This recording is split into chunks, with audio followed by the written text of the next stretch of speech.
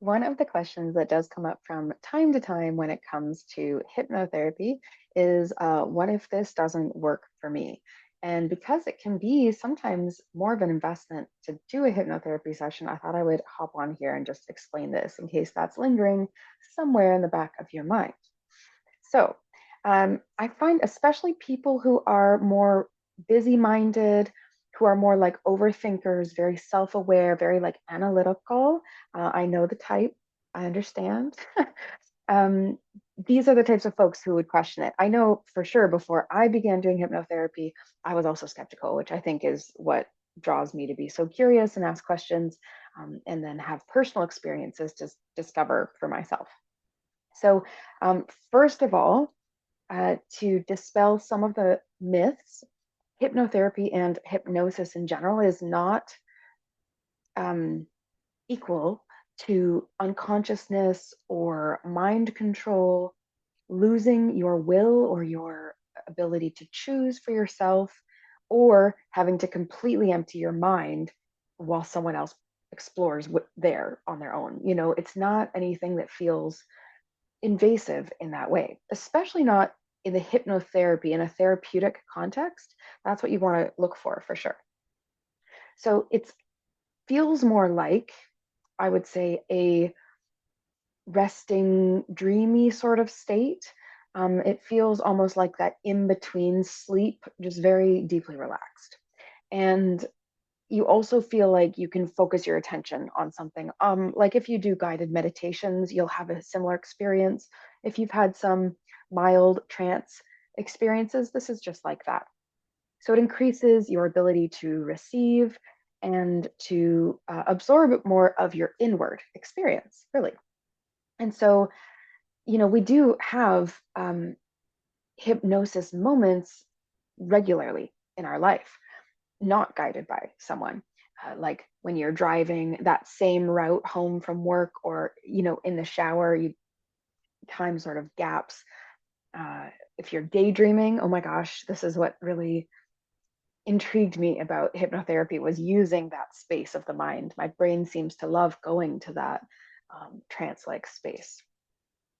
Also, if you're like someone who gets lost in books or you do meditate, like I said, that would be a good everyday example of how we enter hypnosis states. And sometimes people worry if they can't visualize, if they're not a visual thinker, or if their brain doesn't stop talking, they're like, I'm never going to relax, I can't relax, da da da da, or I'm too analytical.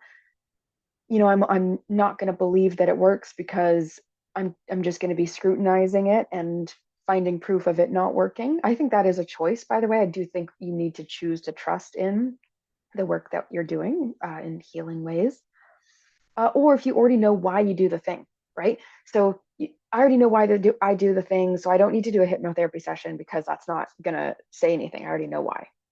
And it's never what the person thinks. I've never seen it be that what the person thinks it is about is actually what it ends up being in the subconscious. And that's what's so marvelous and so miraculous about hypnotherapy. It has the power to reveal things that we didn't know because we are going to the subconscious, not the conscious, which you already know. Does that make sense? I hope so. So, like I've said before, and I'll keep saying again and again, just knowing why a pattern exists is not always the same as changing it. And when you are in hypnotherapy, we can explore a variety of different types of topics as well. So some people do worry that whatever they have that they're challenged by, they're like, I don't really see how hypnotherapy would help. But I have dealt with some, everyday challenges like addictions and smoking, or hygiene or intimacy issues, or have dealt with weight loss. Some of these things that maybe are more obvious people would use for hypnotherapy. Oh, money and receiving abundance. That's a big one that comes up a lot. But also, I really love helping people with confidence and being seen, being visible. Why, is there a protective mechanism somewhere in you that is saying you're not allowed to be seen or it's not safe to be visible? Also, fears of change, or, yeah, like minute challenges within relationships, you notice some pattern within relationships, that would be a really cool thing to explore in hypnotherapy together, as well as identity, stepping into self worth and identity. I love self sabotage. It's such a weird thing to love this. I love helping people release the grip from all these things, right? It's not that I love the problem, it's that I'm so curious about what creates it for all of us. And the more that I see people, the more I learn, and the better I actually am at doing this. I've been doing hypnotherapy for a number of years now. And over time, I've really gotten to see how there are patterns, but also many things are unique to every individual human experience. So it's one of those things you have to experience for yourself to understand the impact and the power that it can have on your life.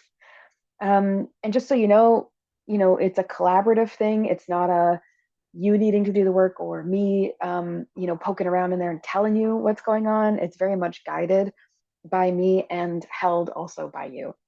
You are the one informing me of what you experience and not the other way around. So I won't force my interpretation on you.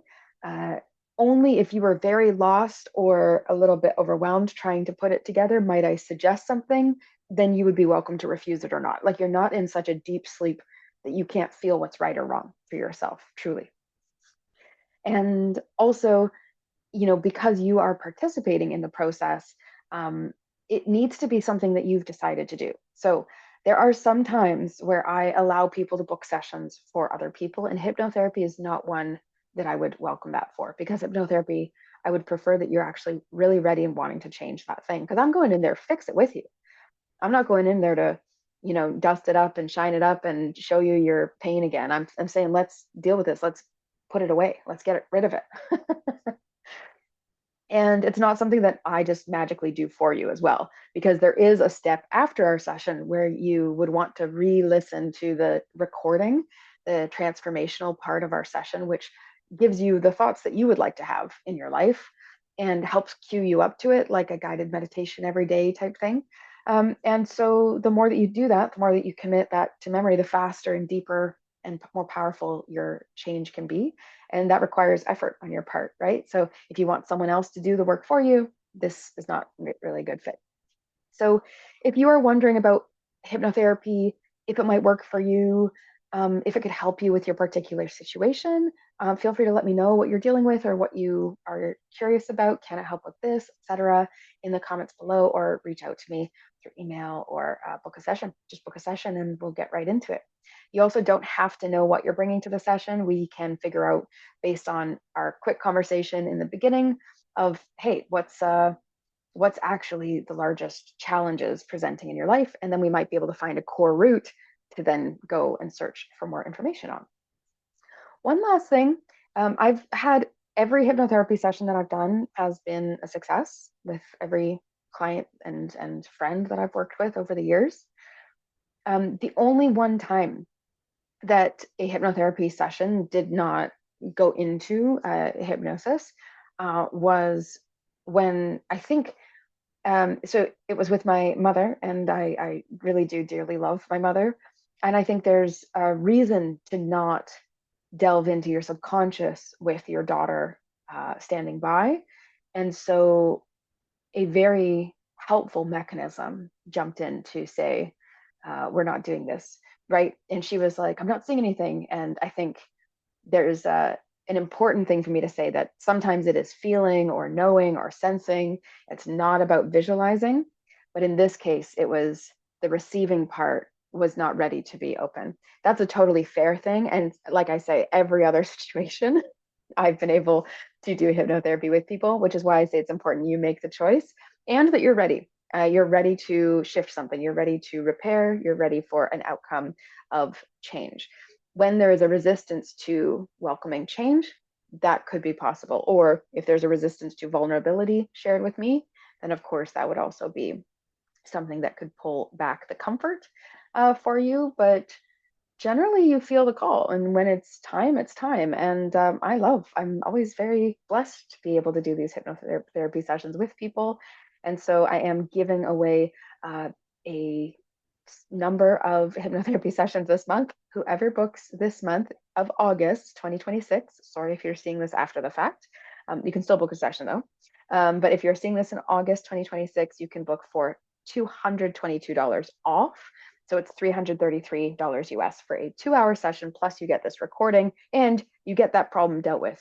Like, get rid of a great percentage of it, if not all of it, depending on what issue you're bringing up. Generally, if it's a massive thing or a long-standing thing and something that perhaps has a few layers, a few different roots, sub-roots, system of roots to it, I would say 1 to 3 sessions max. I don't know if I've ever had to go to three, over three. Definitely not over three.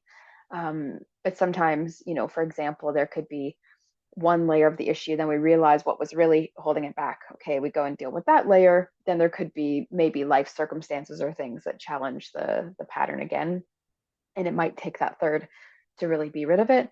That's really the most that you'd be looking at, though. And often one session makes a huge improvement, enough that the problem doesn't seem like a problem anymore.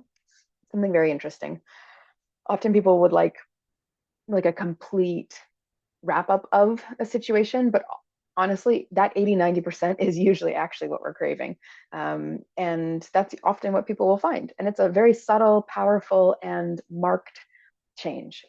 It's never something that just like, oh, nothing really happened. It's always like, wow, a very deep realization and experience afterwards comes out of that. So I would love to work with you if this is exciting to you or interesting to you, or you're a little bit concerned or curious and you want to ask some more questions.